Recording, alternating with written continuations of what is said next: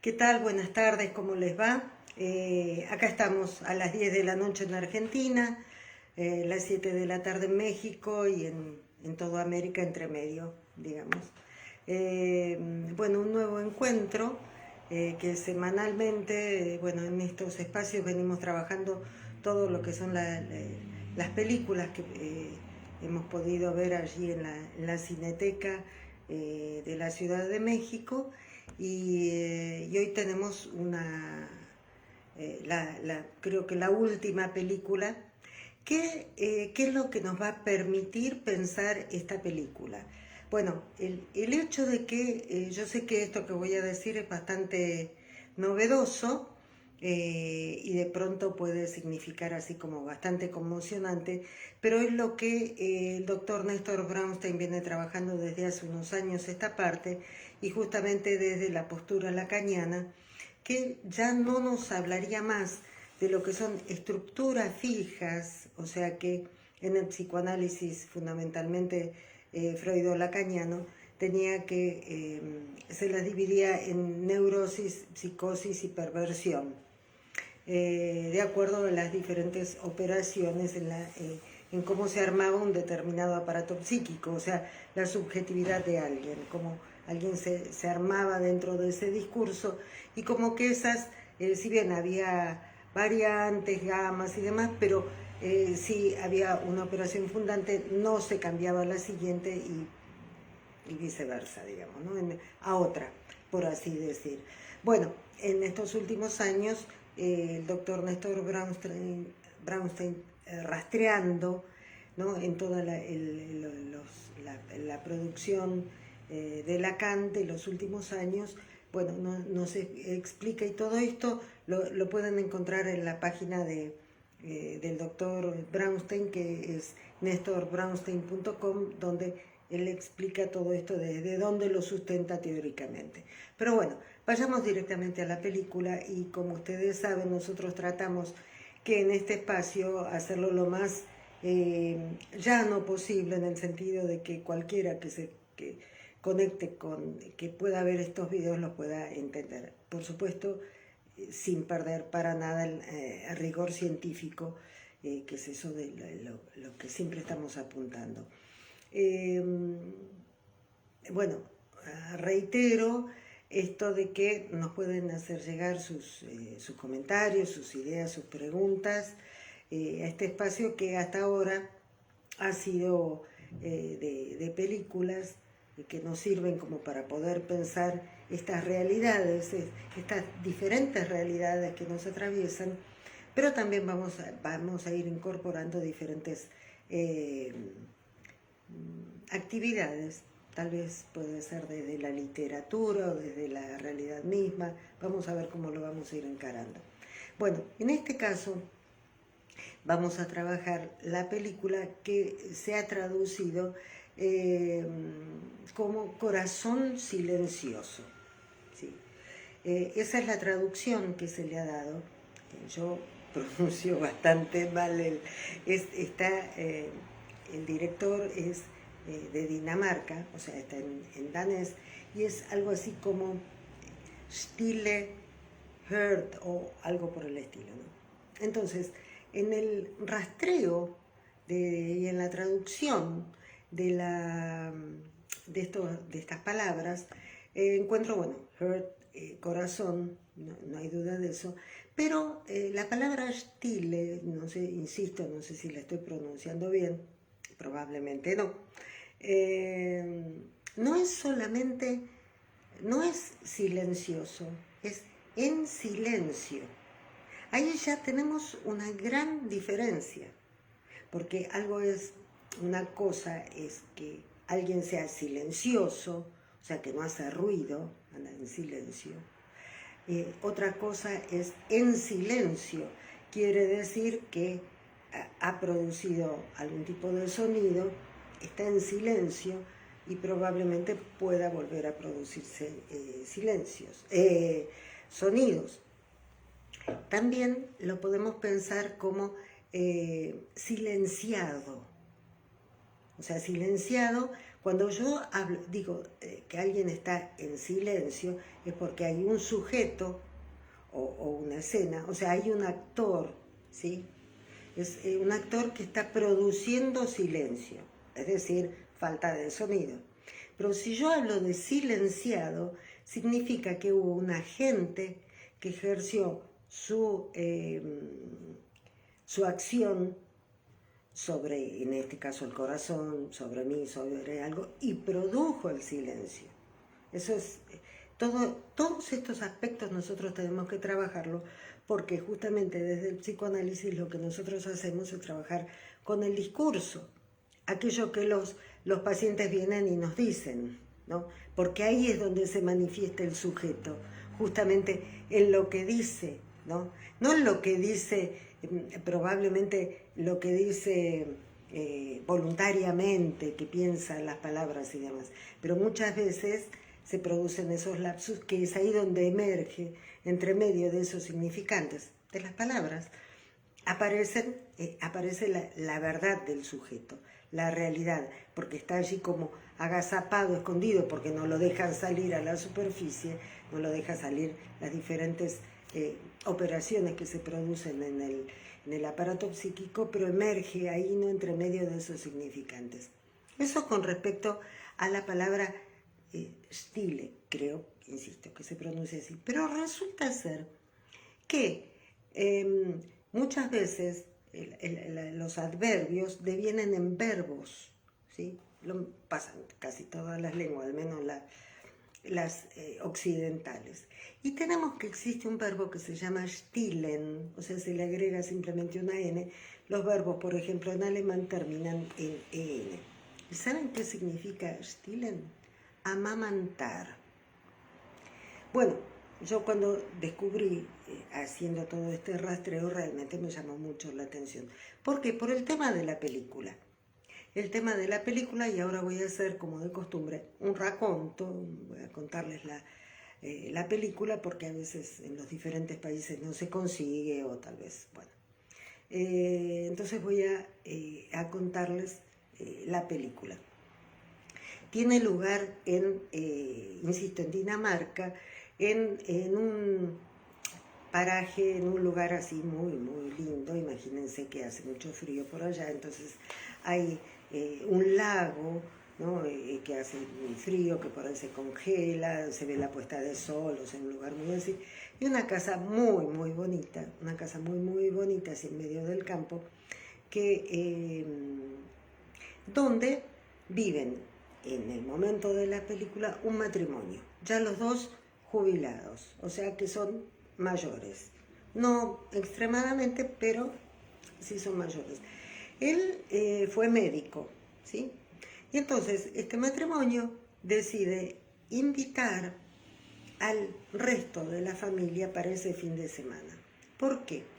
Porque va a ser el último fin de semana que va a estar con vida la mamá. La señora decidió suicidarse. En un determinado momento se da una conversación entre el nieto de este matrimonio, que es un hijo de unos 13, 15 años más o menos, de la hija mayor, Heidi, y este muchachito pregunta, dice, pero ¿está prohibido, no está prohibido, está penado por la ley? Entonces el abuelo le explica, le dice, sí, no es algo que se permita, o sea, no existe, no es posible la eutanasia en Dinamarca, pero lo hemos organizado todo respetando el deseo de la abuela, o sea, de la esposa de él, porque ella sufre de una enfermedad que se llama ELA, con H. Y le explica cómo es, ¿no? Que se va atrofiando, es una enfermedad neurológica, que se va atrofiando todo el control muscular hasta que llega un momento que pierde el habla, pierde el control de los músculos internos y externos y demás. Y entonces ella, como todavía está consciente, tiene algunos síntomas y ya está consciente de esto que va a suceder, no quiere llegar a esa etapa. Entonces decidió que quiere la eutanasia. O sea, quiere suicidarse. ¿Y cómo lo van a hacer?, le pregunta el nieto. Dice, bueno, este fin de semana vamos a estar todos juntos acá y el domingo a la tardecita ustedes se van a ir, nos vamos a despedir todos como... Dice, es más, vamos a festejar la Navidad. Y el nieto le dice, pero faltan, no sé, 2 meses para... No, esto va a ser como una Navidad, digamos. Y entonces, después el domingo, ustedes se van y entonces nos vamos a quedar ella y yo. Yo le voy a dar las pastillas que ella tiene que tomar, las va a tomar, se va a recostar, las va a tomar y yo me voy a ir a caminar y cuando regrese ella ya va a estar, habrá fallecido. Entonces a las autoridades se le va a decir eso, que él no estuvo, no supo cómo era. Dice, y lo podemos hacer ahora porque ella todavía puede manejar el brazo, ¿no? Los músculos pueden manejar toda esta situación. Entonces, bueno, es una forma de respetar el deseo de esta señora. Bueno, ese es el objetivo de este fin de semana. Entonces, ¿quiénes son los invitados? Los invitados son la hija mayor, esta que decía Heidi, con su esposo y su hijo adolescente, que llegan muy formal ella, realmente muy, muy formal, con su peinado, así toda muy, incluso creo que hasta tiene un traje sastre de estos así como muy formales. Son 2 profesionales exitosos, digamos. El hijo es un lindo chico, me refiero, muy bien educado y demás. Es el único nieto que tiene este matrimonio. Y en un determinado momento están sentados en la sala el matrimonio y digamos, los abuelos y este matrimonio.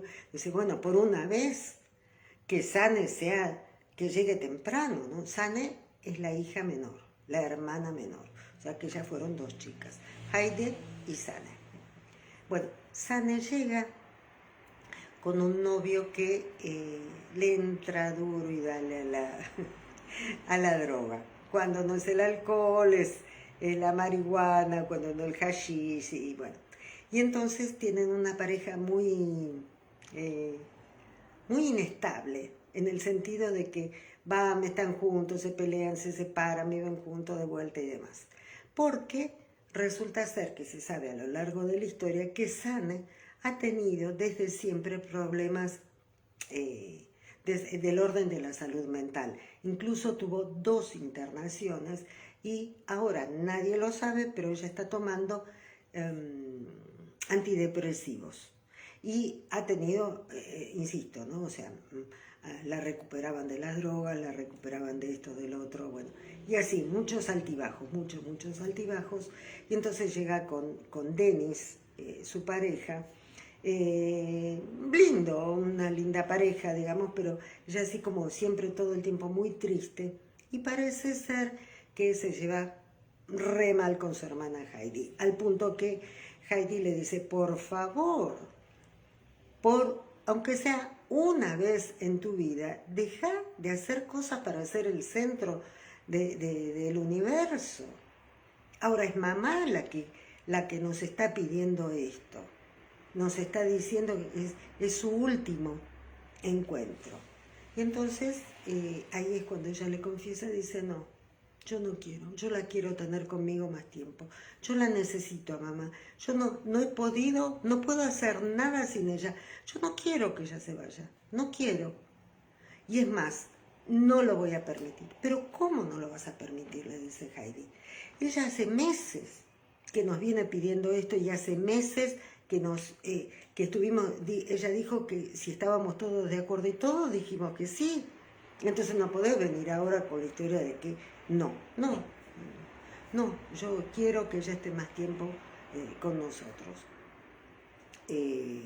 No, es imposible. En realidad es más larga la historia, ¿no? Porque Heidi se entera de esta situación, que ella no va a permitir que la madre se suicide, a través de Dennis, la pareja de ella, que cuando se entera de la situación va y le dice a Heidi, mira, va a pasar esto. Entonces la hermana va a hablar, no podés. ¿Qué pensás hacer? Le dice, muy simple, yo voy a llamar por teléfono a una ambulancia y voy a decir que alguien ha tomado pastillas, ¿no? Y que en un intento de suicidio. Bueno, están todos azorados con esta cuestión en ese momento, ¿no? Digamos, porque la trama es muy interesante, muy entretenida, y entonces es como que uno se va metiendo en todo esto. Yo la voy contando así, ¿no? Con estos aspectos.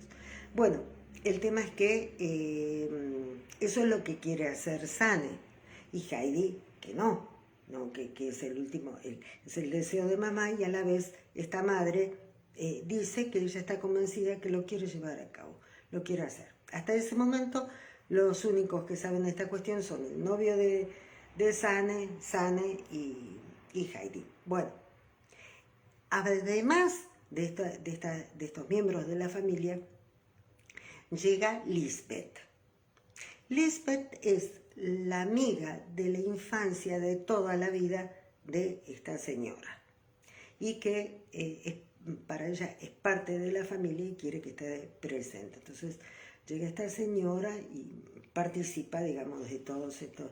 Ellos es como que llegan un viernes, digamos, a la tardecita, duermen el viernes a la noche, sábado a la noche, y el domingo a la tarde es cuando ellos se tienen que ir y ella se va a suicidar. Entonces, bueno, arman todo el árbol de Navidad, todo un festejo, bueno, encuentros, ven fotos, bueno, más o menos la cosa va andando. Hasta que en un determinado momento, una noche, una de esas noches, creo que fue la noche del sábado, Heidi se queda hablando con el cuñado, bueno, van, vienen y demás, y resulta ser que es una casa muy grande, muy bonita, muy espaciosa, o sea, hay diferentes lugares donde uno puede estar. Cuando ella viene de afuera hacia adentro y escucha así como unas risas, y cuando mira encuentra que está el padre de ella dándose un beso y a los arrumacos con esta Lisbeth, la amiga. Se queda en una sola pieza, ¿qué es lo que pasa? Entonces, toda la noche está dando, ¿no?, vueltas ahí, el marido se despierta a la madrugada, de día, que ¿dónde está mi esposa? Que qué sé yo, la empieza a buscar y la encuentra en una especie de granero, galpón, bodega, pongámosle el nombre que quiera, donde uno guarda todos esos trastos viejos, entre ellos fotos, y tiene pilas de fotos. El marido empieza a ver de qué se trata esto y dice, sí, esas fueron las vacaciones en, qué sé yo, en París. Mamá, papá, Sane, yo y Lisbeth. Esas otras, y le muestra, estas otras fueron en España 19 no sé cuánto. Y Lisbeth. Y esas otras fueron las vacaciones acá y allá en tal lugar, ¿no? Y siempre estaba esta tal Lisbeth, ¿no? Todo el tiempo ahí. Cabe destacar, y esto es muy, muy importante, cuando antes de que Heidi descubra toda esta cuestión, antes que eso, cuando ella habla con su hermana, la hermana le dice, ¿pero por qué? ¿Por qué se va a morir? ¿De qué se trata esto? Y porque ellos lo organizaron, lo vienen hablando con papá desde hace mucho tiempo. Y si papá está equivocado, y si papá es el que le está induciendo a mamá para que se suicide, si le está llenando la cabeza, por así decir, con toda esta historia, ¿de qué se trata esto? Entonces, bueno, cuando Heidi encuentra todas esas fotos, dice, sí, es verdad lo que decía Sane. Entonces no sabe qué hacer, están todos ahí como que medio que algo se están dando cuenta, y en un determinado momento llega Heidi y dice, los desenmascara, ¿no? Desenmascara a Lisbeth, la amiga, con el padre. Y dice, y es más, llamé por teléfono a una ambulancia. Entonces, ¿qué? No, está todo organizado, ¿cómo que hiciste? Sí, está viniendo la ambulancia, yo llamé a la ambulancia. Y entonces la madre, ¿no?, la señora que se iba a suicidar, dice, te equivocaste, de acá a la China. Porque justamente como yo no me quería morir tan preocupada pensando que las dos personas que yo más quería en el mundo, que son mi amiga Lisbeth y mi marido se quedaran solos. Entonces yo propicié que ellos quedaran juntos. Es más, escribieron una carta que después que yo fallezca, ellos les iban a entregar a ustedes para que supieran cuál había sido mi última voluntad. Bueno, imagínense, Heidi llora y dice, uy, discúlpame mamá, perdóname, ¿cómo arreglamos toda esta historia? Y entonces dice Sane, muy simple, cuando llegue la ambulancia, vamos a decir que la que se tomó las pastillas fui yo. Y entonces, como se va a ir la ambulancia y entonces va a quedar el campo limpio, digamos, como para que llevar adelante el... pero ¿cómo vas a hacer esto? Le dice la madre a Sane. Dice Sane, y sí, a mí me van a creer porque yo ya tuve internaciones, esto y el otro. Sí, no hay ningún problema. Y dicho y hecho. Llega la ambulancia, se llevan a Sane, el novio Denis se va con ella en la ambulancia, se van, todos se despiden, se va Lisbeth en un auto, en un taxi, se va el matrimonio con el hijito, se despiden de la pareja, y el marido le da las pastillas, le da un vaso de agua, y ella toma todas las pastillas, se queda como dormida, digamos, se supone que falleció, y después se ve como este hombre sale caminando de la casa y termina la película. Bueno, es interesantísima la película, es muy, muy interesante porque todos estos movimientos discursivos, y cuando hablo de movimientos discursivos, no me refiero solamente a esta cuestión de cómo alguien dice algo o qué es lo que dice y demás, sino que son posturas. Y es eso lo que yo quiero trabajar con, siguiendo al doctor Néstor Brownstein, porque él justamente nos habla que hay 3 posiciones discursivas. O sea, cómo alguien, un ser humano, un sujeto, se para frente al entorno. Y cuando hablo del entorno me refiero, puede ser un otro, puede ser una situación, puede ser una escena, ¿sí? O sea, cómo se para frente al entorno y no qué rol, sino cómo se interrelaciona con ese entorno, desde qué lugar, cómo se asume en ese lugar. Entonces, se establecen 3 posiciones discursivas diferentes, ¿sí? 3 posiciones discursivas que son, una es la que se describe como la ortonoia. Cuando hablamos de ortonoia tenemos el prefijo orto, que es lo que está arreglado, lo que está estipulado, lo que es así y no puede salirse de allí. Por ejemplo, lo tenemos en ortografía, lo tenemos en ortopedia, lo tenemos en, bueno, seguramente se les ocurrirá otra palabra que empiece con orto. Entonces, que la describe como esa mayoría silenciosa que sigue al pie de la letra y a rajatabla, ¿no?, como tiene que ser. El ejemplo princeps de esto son las religiones. O sea, hay que ser así, ¿no? Y el caso extremo quedó muy evidenciado en esta serie poco ortodoxa. Allí tenemos otra palabra, ortodoxia. Poco ortodoxa de esta jovencita que pertenecía en Brooklyn, en Estados Unidos, a una comunidad judía muy estricta. Y entonces nos muestran todas las costumbres que tienen, como por ejemplo para higienizarse, para hacer el amor, para las cosas más elementales. Está todo arreglado, está todo establecido y no se pueden salir de eso, ¿no? Entonces ahí tenemos un ejemplo extremo. En este caso la chiquita esta patea el tablero y se va, ¿no?, y se libera de todo eso.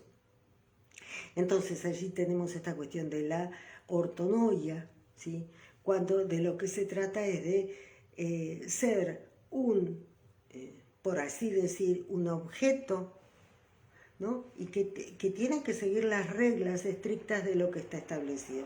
No queda otra posibilidad más que esa. Si no, uno de alguna forma es castigado, ¿sí? O castigado ya sea por la pertenencia a un determinado grupo, las religiones y demás. O sea, uno no tiene derecho al pataleo, uno no tiene derecho a cuestionar nada, a pedir nada. Uno es un objeto. Uno es un objeto a merced, ¿no? de esta reglamentación, de estas regulaciones establecidas. De esta forma tenemos la ortonoia. Por otro lado, tenemos lo que, justamente, por ejemplo, en este ejemplo, esta cuestión de la metanoia. Meta significa algo que va más allá, ¿sí? Metalenguaje, hay algo más que se dice aparte de lo que está establecido. Diferentes ejemplos que no se me ocurren en este momento con respecto a la palabra meta, ¿no? que quiere decir va más allá. Bueno, en este caso de la jovencita que en Brooklyn, ¿no? Patea el tablero y se va, porque se empieza a preguntar, pero ¿y yo qué tengo que ver con todo esto? Y yo soy un objeto y que lo que yo siento y lo que yo pienso, lo que yo hago no tiene cabida. ¿Qué es lo que pasa conmigo? Que simplemente soy un títere que es manejado y así. ¿De eso se trata? ¿O qué es lo que yo puedo hacer al respecto? Entonces, tenemos acá esta otra postura, esta postura metanoica, ¿sí? Una posición discursiva que tiene que ver con la metanoia en ese sentido. Y por último tenemos un tercer tipo de postura, que es aquella cuando llega un punto que uno no puede, está mal y empieza a aislarse y a meterse para adentro y a no comunicar, ¿no? Lo que está sintiendo, lo que está pensando, y eso puede desencadenar en diferentes actitudes y muchas veces del orden de la patología. Es lo que el doctor Néstor Brownstein nombra como la paranoia, pero no exactamente la paranoia desde la psiquiatría, sino algo que tiene que ver con esto, ¿no? De empezar a meterse para adentro, a aislarse, a no hacer lazo social. Poco a poco va cayendo en esta cuestión. ¿Qué es lo que a mí me define como ser humano? ¿Qué es lo que a mí me define como persona? Justamente el reconocimiento con el otro. O sea, lo podemos llegar a pensar la dialéctica del amo y el esclavo, por ejemplo, ¿no? Ese reconocimiento de uno hacia el otro. Y entonces allí se da una interacción que uno quiere dominar al otro, pero digamos, es el otro el que de alguna forma a mí me reconoce, y esa relación tiene que ver con el encuentro de la madre con el hijo, o sea, el primer encuentro, digamos, en la humanidad, aquel que me arranca de la naturaleza, al decir de Lévi-Strauss, y me arranca de la naturaleza y me mete en la cultura, son justamente los padres, esos que me reconocen y dicen, este es mi hijo, ¿no? Hijo, hija, ¿no? Que está allí. Entonces, es justamente la relación con el otro. Y entonces, ¿qué es lo que pasa acá en esta paranoia? Cuando el otro se me presenta como terriblemente hostil y terriblemente peligroso, por así decir, y entonces trato de aislarme, de esconderme, ¿no? De no hacer lazo social, ¿no? De meterme para adentro y toda esta cuestión. Bueno, con estos tres recursos nosotros vamos a tratar de pensar esta película. Y entonces, una cosa que quiero significar. La pregunta, es una pregunta. ¿Qué es la locura? ¿Qué es la cordura? ¿Hasta dónde es la cordura? ¿Hasta dónde es la cordura? no, me equivoqué. Bueno, ya se sabe, locura y cordura. Bueno, el criterio que tenemos que tener en mente es que son dos elementos que están dentro de la misma escala. Por ejemplo, Freud lo demostró con la tendencia entre el amor y el odio, ¿no? Que se mueven dentro de la misma escala, o si uno quiere la temperatura, de un lado hace frío, del otro lado hace calor, ¿no? Pero se mueven en la misma línea. Bueno, del mismo modo la cordura y la locura. Cuando yo puedo tener del entorno, de la realidad, ¿no? Uno nunca puede llegar a tener un acceso total a la realidad, a lo real, a lo concreto. Siempre va a haber elementos, siempre falta algo, siempre algo se me va a escapar, ¿sí? Pero cuando la lectura que hago de la realidad es lo más acertada posible, por así decir, ahora, ¿quién podría decir que algo es acertado? No, bueno, ya es harina de otro costal, pero cuanto más acertado es, entonces estamos hablando de una cordura, ¿sí? Como se para, mejor se para frente a la realidad. Mientras que la locura tiene que ver con esta lectura loca de la realidad, en el sentido que está lejos de la certeza, de lo que corresponde, de lo que realmente es. Entonces podemos tener lecturas locas de la realidad que no solamente tienen que ver con desestructuraciones psíquicas, sino a veces nosotros lo vemos cuando, incluso entre familias y amigos, decimos, ay, pensar que yo pensaba que esa persona era así, asá, y actuaba por esto y por esto, y resultó ser totalmente diferente. O sea, aquello que habíamos hecho era una lectura loca de la realidad. Desde ahí, que esto es lo más es común, nos pasa a todos los seres humanos, a caer en las alucinaciones y en los delirios y demás, son diferentes grados, no es tan diferente. Bueno, entonces, ya habiendo establecido estas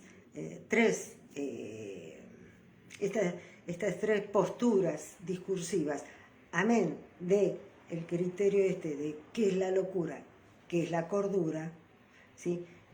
¿Qué tenemos en una lectura loca de la realidad? Lo que hace Heidi. Heidi ve que Lisbeth y el padre están a los arrumacos, se dan besos y demás, y ella automáticamente busca fotos, ¿no? Y encuentra que siempre habían estado con ella. O sea, la lectura que hace es esta: siempre fueron un trío, mamá, papá y Lisbeth, ¿no? Siempre fue así, porque por los indicios que tiene, yo puedo llegar a decir que es esto lo que está sucediendo. Sin embargo, la madre le dice, no, es totalmente diferente. Ella ha sido siempre como una hermana para mí, y ahora yo quiero que juntos no estén solos y demás. O sea, da por tierra con la lectura loca de la realidad que había hecho Heidi.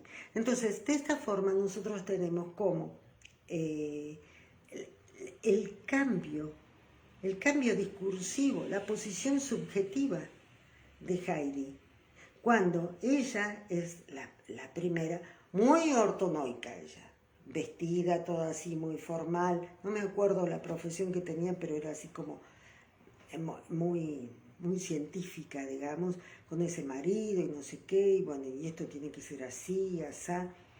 O sea, siendo ella, siguiendo las reglas, ¿no? Y lo que la mamá deseaba, así debería ser. Y entonces hace lo imposible para que entre en razones su hermana, esta hermana díscola, esta hermana rebelde, esta hermana que no encontraba su lugar en el mundo. No, esto es lo que mamá quiere, esto hay que hacerlo así, esto es así. Y después resulta ser que es ella, esta que estaba en una postura tan ortonoica, por así decir, se mueve a esta lectura loca de la realidad, y entonces ya estamos pensando estaban todos, ¿no? Todos complotados, ¿no? Ya duda hasta del propio padre y dice, y tal vez es así, o sea, tal vez le estuvo llenándole la cabeza, haciéndole pensar, creer que era lo mejor, que, para él liberarse e irse con Lisbeth, ¿no? O sea, fíjense cómo el cambio para un lado y para el otro. Y por otro lado, la que era un tiro al aire, hasta la internaron, ¿no? Estaba con medicación psiquiátrica y demás, es la que tiene la postura más, no sé si correcta, pero digamos, es aquella más ecuánime, es la que le dice, mamá, tu deseo es este, y yo voy a asumir, a sacar de encima, digámoslo, en este caso los que llegaban de la ambulancia, yo voy a hacer eso. Y es la que le da la posibilidad a la madre que realice su deseo. Si bien antes, en el principio de la película, la que lloraba y decía, no, no quiero que se vaya todavía, yo tengo mucho que aprender de ella, ¿por qué? No, tiene que estar más tiempo, yo voy a boicotear todo eso, ¿no? O sea, había pensado toda una forma de moverse, de realizarse para que la madre no lleve a cabo su deseo. Sin embargo, es ella la que se para bien frente a la realidad y dice, bueno, vamos a hacer esto para que se pueda hacer aquello otro y de esa forma poder que mamá realice su deseo. Acá cabe destacar este verbo que decíamos stillen, que es amamantar, ¿no? O sea, ¿qué pasó con esta madre? Con esta madre que la hija tiene tanto problema para poder despegarse, ¿no? Despegarse de la madre, porque ella hasta último momento dice, yo quiero que ella siga viviendo, no puede abandonarme ahora. O sea, yo quiero seguir tomando la teta, por así decir, ¿no? Por eso es este amamantar y esta desesperación de que esta madre se iba a morir. O sea, hay algo del orden de no aceptación de la falta, de no aceptación de que todo no se puede. Estoy hablando de la primera postura que ella toma, ¿no es cierto? O sea, toda su vida había sido un evadirse de la realidad y con un novio que la acompañaba en todas esas historias, la acompañaba en esto de drogarse, de fumar, digamos, armaba esas parejas que tienen que ver con esta evasión de la realidad.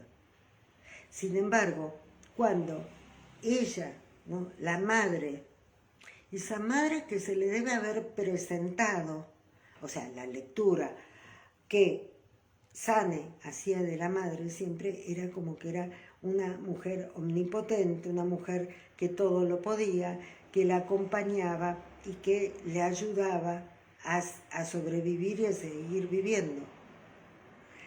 Pero cuando ella se confronta con la realidad de que la madre lo que quiere es morirse, ¿no? Porque tiene una enfermedad, o sea que no era tan perfecta ni tan omnipotente como ella se la representaba, cuando ella puede de alguna forma ver esa realidad, pararse frente a la realidad, que la madre se quería morir, el fin, ya, caput.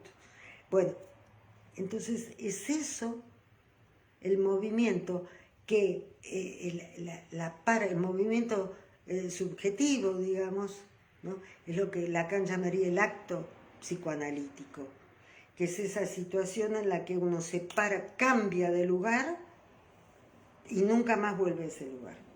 Nunca más uno, son esas frases, no, yo ya lo hice durante tantos años, pero ahora yo ya no podría seguir haciéndolo. Cualquier situación que uno se pueda imaginar. Entonces, esta situación, esta decisión de la madre, y una decisión inamovible, ¿no? Porque el marido siempre le está diciendo, ojo, que lo podés rever, tal vez no es necesario llegar a esto. Bueno, pero ella, no, esto es inamovible, esto es así. Esa postura, eso de jugarse por la propia vida, ¿no? Perdiendo la vida, es lo que a Sane la mueve del lugar y deja de estar en un discurso patológico, en un discurso de yo ser el centro del universo, cómo mi mamá me va a dejar a mí, ¿no? La niñita consentida, la que no sé qué, no sé cuánto, empieza a se para en otro lugar de una mujer que dice, no, la solución es esta y lo voy a hacer así, ya está. Entonces, cuando una madre se muestra, ¿no? Se muestra castrada, decimos en el psicoanálisis, cuando una madre se muestra que todo no lo puede, que tiene otros intereses, por ejemplo, el de suicidarse. Ahora bien, ¿por qué suicidarse? Entonces, nosotros decimos que muchas veces cuando uno está totalmente atrapado en esta cuestión ortonoica, ¿no? Cuando uno está totalmente absorbido por un entorno, por un modo de vida, por lo que sea, y que uno se siente realmente que es un objeto a merced de una serie de circunstancias que nos van marcando la vida, muchas veces los suicidios, no digo siempre, sino siempre es el caso por caso, muchas veces los suicidios uno los puede leer desde el lugar de más vale ser un sujeto muerto que un objeto vivo. ¿Por qué sujeto muerto? Porque cuando uno se muere, dice, sí, fulano de tal fue el abuelo de... Entonces hay algo en la genealogía que uno ocupa un lugar, ¿sí? Como sujeto. Mientras que si uno es atrapado en esta vorágine de una maquinaria, digamos, en la que uno forma parte de eso, no es más que un objeto. Y lo que uno siempre busca y quiere es ser un sujeto, o sea, un sujeto que pueda decidir, que pueda asumir sus propias decisiones, que sea responsable por las decisiones que toma. Entonces, esa mostrarse castrada, como decíamos, de esta señora a su hija, es lo que la mueve, y ella también, la consecuencia de ese suicidio programado, es justamente que la hija más chica, digamos que va a de alguna forma pararse desde un lugar que lo demuestra, ¿no? En una lectura metanoica de la realidad. Ella está diciendo, esto hay que hacer y esto hay que moverse en estos términos. ¿Qué más? La ortonoia de la madre en esta forma de cómo vivió y su movimiento a través del suicidio para una postura metanoica. El movimiento discursivo de Heidi desde lo ortonoico hacia lo paranoico, en el sentido que pierde, ¿no? la chaveta, por así decir, ¿no? Es unas lecturas locas de la realidad. Y la hija, Sane, que pasa de una postura paranoica, porque siempre estaba mal ella, a una postura metanoica, no me salía la palabra. Bueno, creo que son ejemplos muy claros de todo esto que estos recursos que nos brinda el psicoanálisis como para poder pensar esta realidad. Es muy interesante, muy entretenida la película, así que se la recomiendo. Bueno, hasta acá la lectura de hoy, el trabajo de hoy. El domingo que viene vamos a presentar a ver qué es lo que vamos a hacer. Hay todavía un par de películas, o si no ya vamos a trabajar con algún otro aspecto. Bueno, ese es el recorrido de hoy. Les dejo un gran abrazo a todos y nos encontraremos la próxima semana. Que sigan todos muy bien. Buenas tardes, buenas noches.